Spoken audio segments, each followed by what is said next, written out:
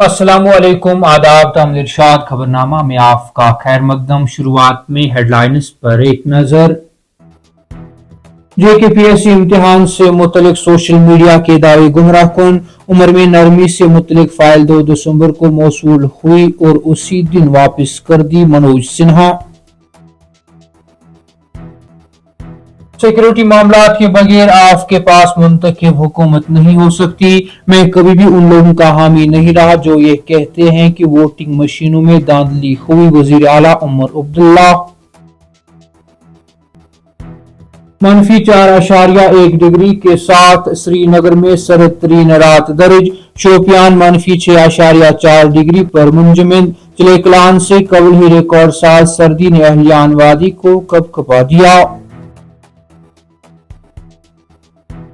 श्रीनगर हवाई अड्डे से इंडिगो परवाजों में दूसरे रोज भी खलल। मुतअद्दिद परवाजें मनसूख, जबकि कहीं एक में ताखीर। मुसाफिरों के लिए परेशानियां जारी। और अनंतनाग का 25 साला तालिब इल्म जयपुर में हरकत कलबबंद होने से फौत। आबाई इलाके में कोहराम।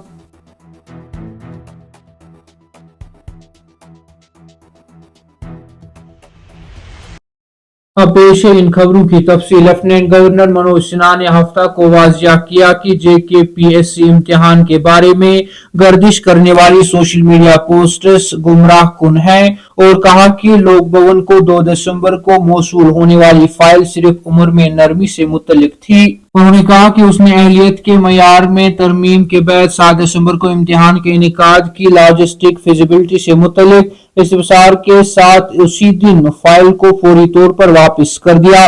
एक्स पर एक पोस्ट में लेफ्टिनेंट गवर्नर जम्मू कश्मीर दफ्तर ने लिखा, JKPSC इम्तिहान के हवाले से सोशल मीडिया पोस्ट्स गुमराह कुन थी। इसमें कहा गया है कि लोक भवन को 2 दिसंबर 2025 को फाइल मौसूल हुई जो कि सिर्फ उम्र में नरमी से मुतल्लिक थी।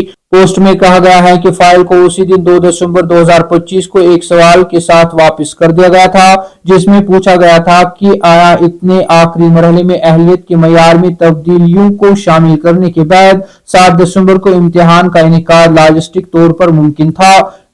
जम्मू कश्मीर के वजीर आला उमर अब्दुल्ला ने कहा कि अपोजिशन इंडिया ब्लॉक फिलहाल लाइफ सपोर्ट पर हैं और लड़ाई झगड़े और बीजेपी की 24 घंटे इंतखाबी मशीन से मैच करने में नाकामी की वजह से ICU में जाने का खतरा है।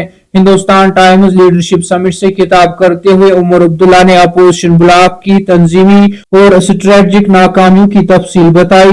हिंदुस्तानी ब्लॉक की मौजूदा हालात के बारे में बात करते हुए उमर अब्दुल्ला ने कहा कि हम जिंदगी की हिमायत पर हैं, लेकिन हर बार कोई ना कोई अपना पैडल निकाल कर हमें थोड़ा सा झटका देता है और हम फिर से उठ जाते हैं, लेकिन फिर बदकिस्मती से बिहार जैसे नताइज आते हैं और हम फिर से सुस्त हो जाते हैं। उमर अब्दुल्ला ने नीतीश कुमार की बीजेपी जेर क़यादत NDA में वापसी के लिए हिंदुस्तानी ब्लॉक को भी जिम्मेदार ठहराते हुए कहा, मुझे यकीन है कि हमने नीतीश कुमार को वापस NDA के बाजू में धकेल दिया। उमर अब्दुल्ला ने इंडिया ब्लॉक की इंतखाबी मुहिम का बीजेपी से मुवाजना किया और कहा कि अपोजिशन इत्तेहाद साख्ती तौर पर हुक्मरान जमात के नज़्म व ज़ब्त के साथ मुकाबला करने के काबिल नहीं है।